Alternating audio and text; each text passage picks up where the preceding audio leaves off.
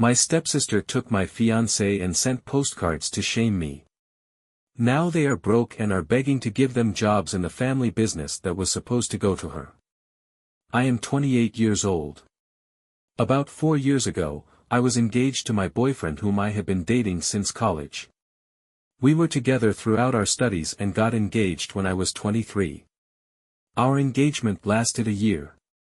But a week before the wedding, he ran off with my stepsister.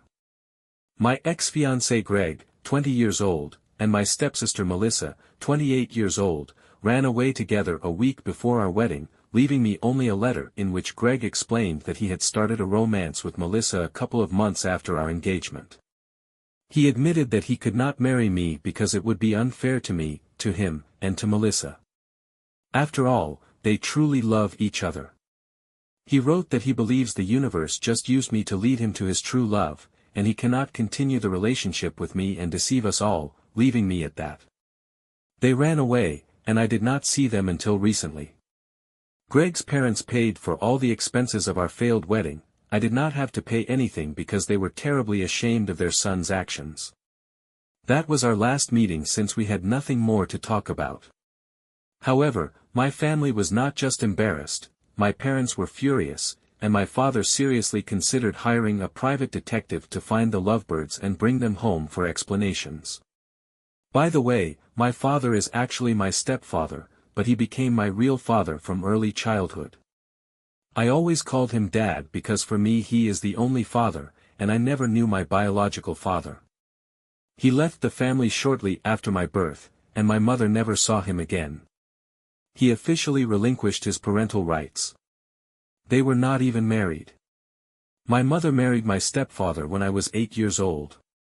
Melissa and I went to the same school, and that is how our parents met, but for some reason, Melissa did not like me and treated me terribly for many years. She was a real bully. She and her friends constantly bullied me at school, and it did not stop at home either. She always found a way to hurt me. I complained to my parents many times, and they tried to restrain her, but it was not enough. She was not afraid of them and continued to bully me. My school years turned into a real nightmare because of her and her company.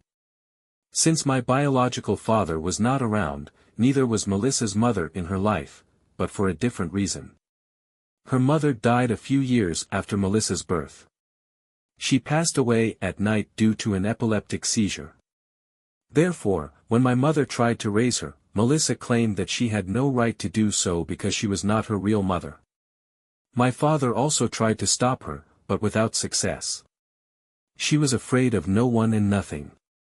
My parents tried everything from strict punishments to gentle conversations, but nothing worked.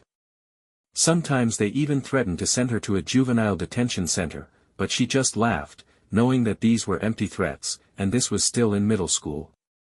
Over time, her behavior only worsened.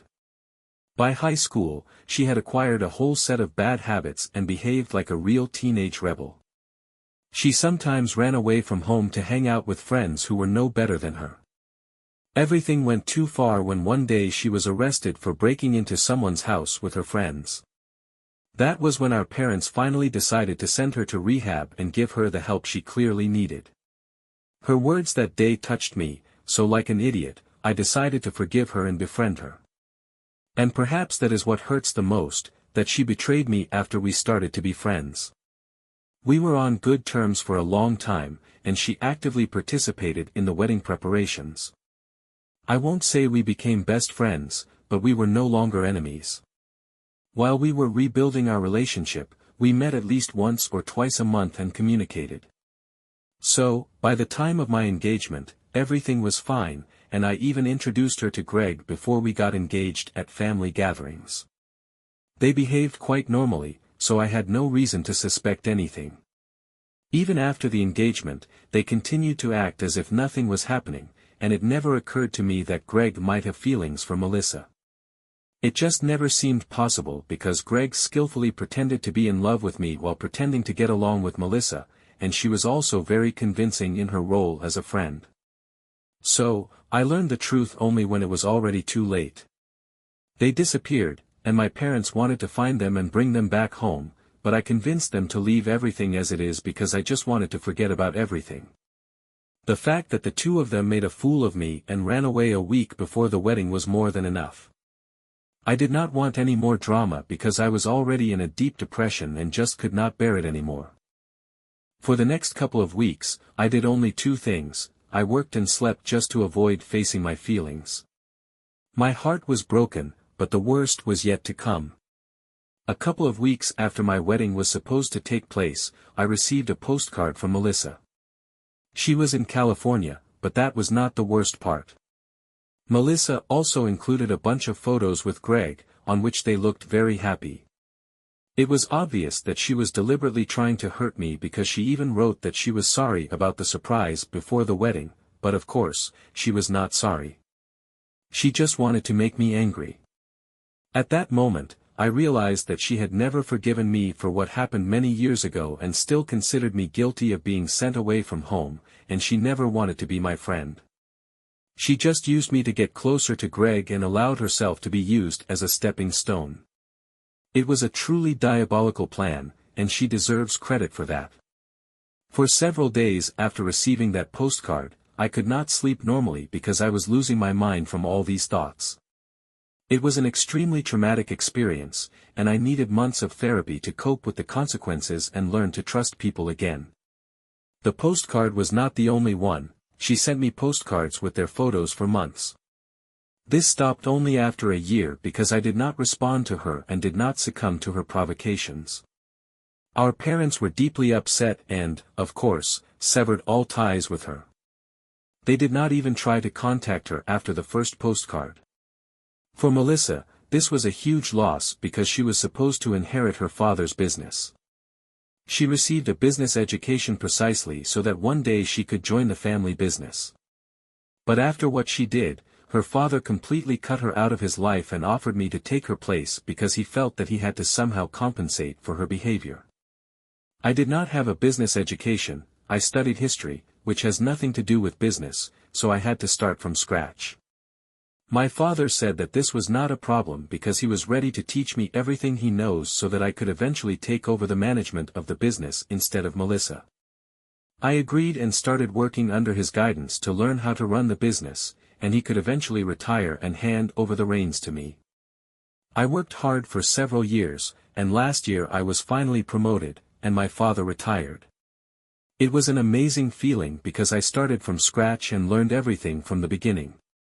But now everything was going smoothly, and the management of the business was completely in my hands. Thanks to me, my parents can now spend more time together without worrying about the business because I will take care of everything. This has been going on for quite some time, and after I started working with my father, I almost stopped thinking about Greg. Work and therapy helped me move on. Now I can confidently say that I have completely let go of the past and no longer think about them or what they did. I never thought they would contact me again, especially with a request for help, because that would require not only incredible audacity but also a complete lack of common sense to come to me after they betrayed me so badly, made a fool of me, and on top of that, gloated about it. But apparently, Melissa and Greg really have no common sense because that is exactly what they did a few days ago. They reached out. That day was a weekend, and I was at home. Around noon, I heard someone ringing the doorbell persistently. I thought it was the pizza I had ordered and did not pay much attention to it, but when I opened the door, I was met with the biggest surprise of my life. On the doorstep stood Melissa with a very worried look on her face. I did not know what to say, so I just silently looked at her, waiting for her to speak first. While I was looking at her, I realized that she definitely came to ask for help because her appearance spoke for itself. Even as a child, Melissa always knew how to dress stylishly, but now she was wearing old, faded clothes that were clearly bought many years ago. Her jeans were too short for her, and she looked like she had not eaten properly for a long time. I immediately decided that whatever she asked for, my answer would be no. And when she said she needed my help because she and Greg had been experiencing difficulties for a long time, especially after he lost his job a couple of months ago, I was not surprised. She explained that Greg started drinking instead of looking for a new job, and she herself could not find a job due to a gap in her resume. When they first ran away, she decided to become a housewife and stopped working. Now, this break in her work history made her uncompetitive in the job market. She said she learned from several relatives that our father had retired and handed over the business to me, so she came to me with a request: could I hire Greg and give him some kind of job? Melissa said she came to me directly without contacting our parents because she knew I had a kind heart. She assured me that she deeply regretted betraying me in the past but now hoped that I would not reject her in her time of need. Her audacity was so absurd that I just laughed in her face and told her to look for a job somewhere else because I do not hire traitors. Then I slammed the door in her face and went back to the living room, preparing to call the police if she did not leave. Fortunately, she did leave that day. But she did not stop there. After her visit, the first thing I did was call my parents and tell them everything. They said they had heard from neighbors that Melissa had returned to the city without Greg but did not bring up the topic. We live in a rather small town where everyone knows each other. We quickly found out that Melissa had been here for about a week before she decided to visit me and had been staying with one of her school friends. Probably, this school friend told her where I live and about the business that was supposed to go to her but now belongs to me. Melissa was clearly trying to use this to her advantage. A couple of days after her visit to me, Melissa decided to visit our parents to complain about how heartless I am. She expected them to take her side because now she was supposedly the victim, but she was badly mistaken. My father told her directly that the business now belongs to me and that it is only up to me to decide how to manage it. He no longer interferes and does not intend to control my decisions. My mother reminded Melissa that it was she who betrayed me by running off with my fiancé, pretending to be my friend for years, and now she fully deserves everything that is happening to her. Melissa lost the right to ask for help from any of us, especially from me, after sending me postcards for years to shame and hurt me. She tried to justify herself by saying that all this is in the past and that she is now a completely different person, but my parents told her that they did not want to talk to her anymore and asked her to leave. This caused her hysteria. Melissa began to scream that my parents always preferred me to her and treated me like a golden child. She told my father that despite being his biological daughter, he never treated her the way he treated me and always acted as if I was his only child and she meant nothing to him. My father replied that he had shown her more patience and indulgence than any other parent would in his place, but she was not satisfied. She continued to claim that I have everything that should have been hers, including the business that I supposedly brag about.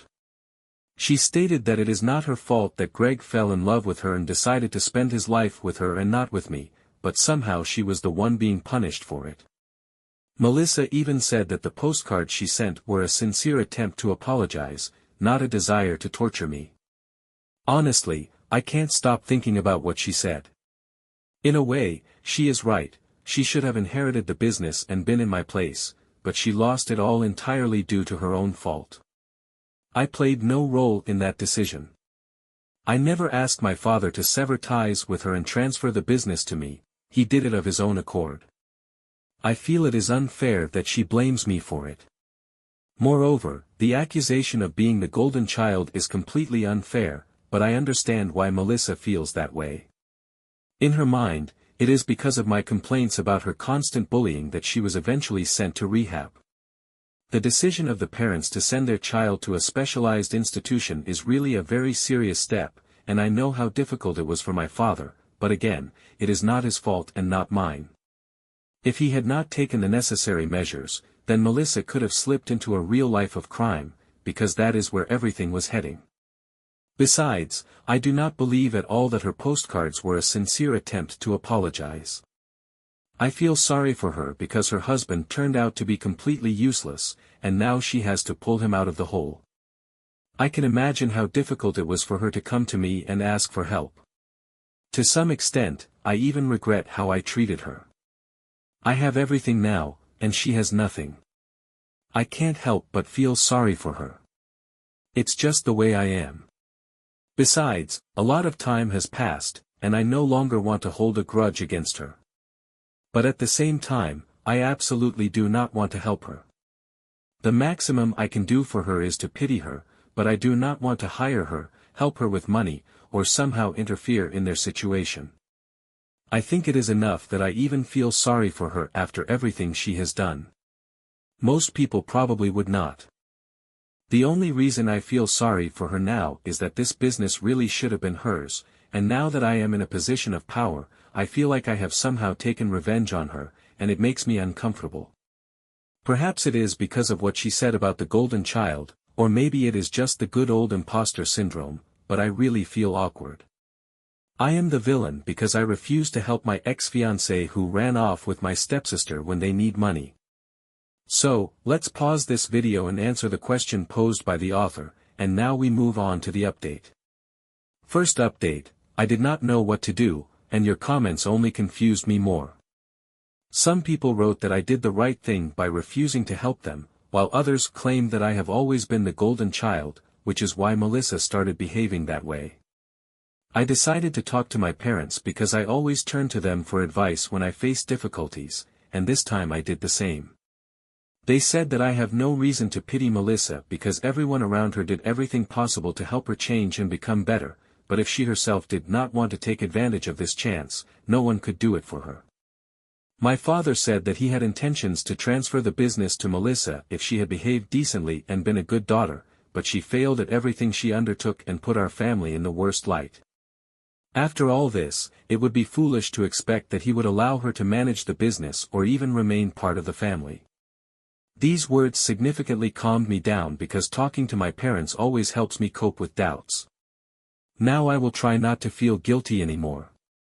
Second update, about a week has passed since Melissa came to my house, and after her visit to my parents, we have not heard from her. I already thought she might have returned to California, but today she showed up at my workplace and made a scene. It was terrible. She easily got inside the building because she has known how everything works here since childhood, and security did not pay her any attention. She stood at my office and started screaming that I stole the business from her right from under her nose, pretending to be a good girl in the eyes of our parents and constantly sucking up to them to earn their approval. According to her, it is I who put her in a bad light by accusing her of bullying in childhood and persuading my father to send her to rehab, supposedly just to strengthen my position as the golden child in the family. She claimed that the business should have been hers, but now I do not even allow her to become a part of it simply because I am jealous that Greg chose her over me. It turns out that I could not bear being ignored, so I turned my parents against her. When I heard the screams, I decided to go out to her after calling security. I tried to tell her to shut up, but she continued her accusations for a few more minutes until she was finally escorted out of the building. I decided to call my father before contacting the police to get his opinion. He was furious and said that I should immediately call the police. Fortunately, when the police arrived, Melissa was still wandering nearby, probably waiting for me to shout at me again or, worse, attack me physically. The police arrested her and charged her with illegal entry and disturbing the peace. These charges are not too serious, and she will most likely get off with a fine or, at worst, community service. But this will still remain in her personal record, and it will definitely not do her any good. I told my father about the incident and expected him to be at least a little upset about it, but he just looked tired. He said he was tired of her antics and wanted this madness to finally end. Honestly, I feel sorry for him. It is not easy being the father of such a daughter who blames him for all her problems, even if they almost always arise entirely due to her own fault. Honestly, our whole family has shown her incredible patience. Third update, it seems Melissa has returned to California because it has been several days, and we have not heard from her. This is strange because we expected that after the arrest, she would make herself known again. But my father asked around and was told that she was seen at the airport a couple of days ago, so I assume she flew away. Honestly, it is a huge relief. I was really afraid that her next step would be something explosive to attract attention, and it always ends badly. I do not know what she plans to do with Greg because it is unlikely that anyone else will offer them a helping hand after all this. I sincerely hope she finds a job and gets out of this hole, and no, I am not showing kindness or compassion, it is pure selfishness. I just know that if she does not find a way to get out of this situation, sooner or later she will come back here with Greg and start bothering us again, and I do not want that at all. So, I really hope and pray that either she or Greg find a job and can support themselves. In any case, in the next few weeks, I will probably not hear anything new about her, and I want to believe that this nightmare will finally end. So, be sure to write in the comments what you think about this whole story. Personally, I have not formed any definite opinion. On the one hand, yes, the authoress is clearly not right, but on the other hand, these comments that the authoress is really the golden child somehow made me doubt whether everything was really as the authoress describes. In general, express your opinion. Thank you for watching this video to the end. Watch our previous video, which you will see here, and good luck to you.